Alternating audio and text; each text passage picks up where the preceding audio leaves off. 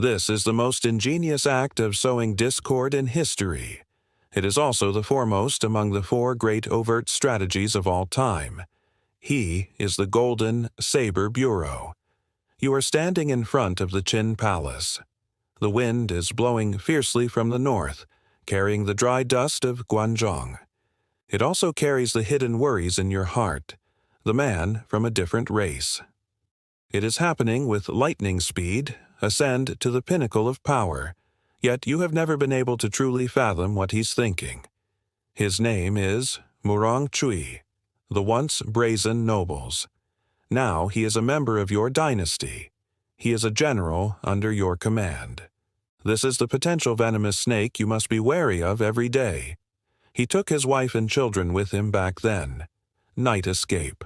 Then smoke. The moment I sought refuge in your great, Qin your lord is Fujian. Excitedly drove thousands of miles to personally welcome.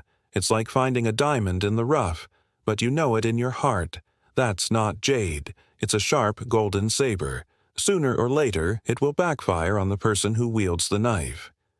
You have advised Fujian. You said this person is not trustworthy. Never stay. Kefu Jane laughed at your suspicion. People who are doubtful and skeptical are not to be trusted. Trust and rely on those you employ. So you kept silent, but you didn't give up. You wait for the opportunity. You await a battle that will allow this golden saber to... a war that erupted on its own.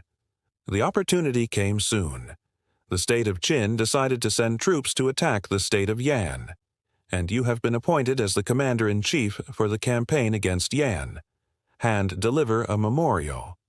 It is suggested that Murongling, the son of Murong Cui, serve as the vanguard. The reason is grandiose. Be familiar with the land of Yan sincerity is evident. Using a child as a hostage risks sacrificing loyalty. Murong Cui did not refuse. He cannot refuse.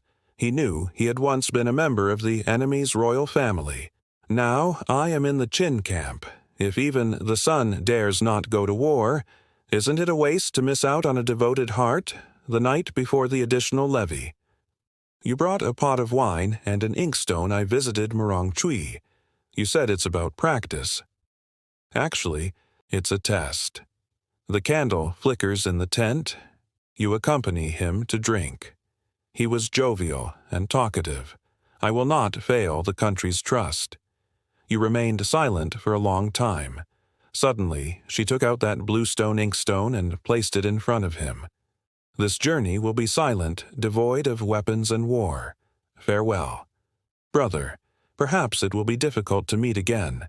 Let's keep a souvenir. You speak sincerely. He also fell in love. He hesitated for a moment. Unfasten the golden saber from his waist, gently place it in your hand. In a low voice I said, "This knife has been with me for many years.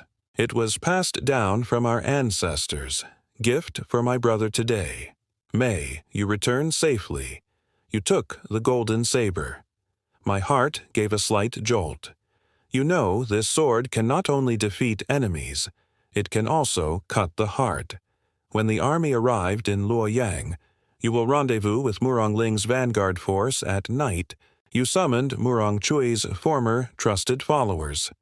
That person is now under your control. He knows what you want him to do.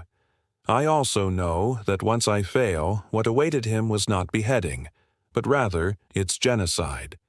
You asked him to secretly find Murongling with that golden saber. He knelt down and said, "General, my lord is already on his way." He entrusted me to convey a message to the king of Qin. There is no sincerity in accepting. It was actually to imprison my father and me. My master has already uncovered this conspiracy. Now, on the way back to the nest, see this golden saber. That is the signal. Please return to the country as soon as possible, with a golden saber in hand. It's the trusted follower of the father's sword who stands in front. It's the face of an acquaintance. Murongling had no doubts. He trusts his father's judgment. I also believe in the golden saber that has accompanied my father for decades. It will never fall into the hands of others. He led his troops to flee overnight. After you heard that he had escaped, I didn't panic. You just ordered someone to report this matter to the court truthfully. Your goal is to catch the bigger fish. When the memorial was delivered to Chang'an, you know that Murong Cui can't sit still anymore. He sent out his trusted subordinates and then disappeared. His son escaped, and you did nothing. Just report the facts as they are. You don't say he is a traitor, but everyone in the world would think so. Murong Cui paced around in the mansion. I stayed up all night. There is a rumor of troop and horse mobilization coming from outside. Every step felt as if it were stepping on his spine. He understands that in the eyes of others he is no longer a Qin general, but the father of the Yan people. He wanted to explain, but I don't know where to start. He wants to explain, but you can't even explain how the knife ended up in your hands. He hesitated for 3 days. On the 4th day,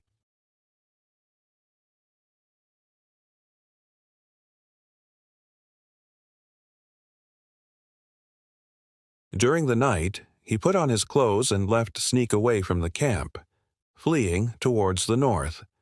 Unfortunately, you had already arranged everything. He was apprehended in the border area afterwards. Escort back to Chang'an. You are seated beneath the palace steps. Look up and see the floating world, face as calm as water. He looked at Murong Cui, who was kneeling in front of the hall. There is no anger in the eyes, but deep disappointment. You didn't say anything. I merely offer up that golden saber. The golden saber lay quietly in the brocade box. The blade shines with a cold light. It's as if one has seen through all human hearts. This is a gift from Murong Cui. Fu Jian asked you to nod. Is it true that Murong Ling has fled?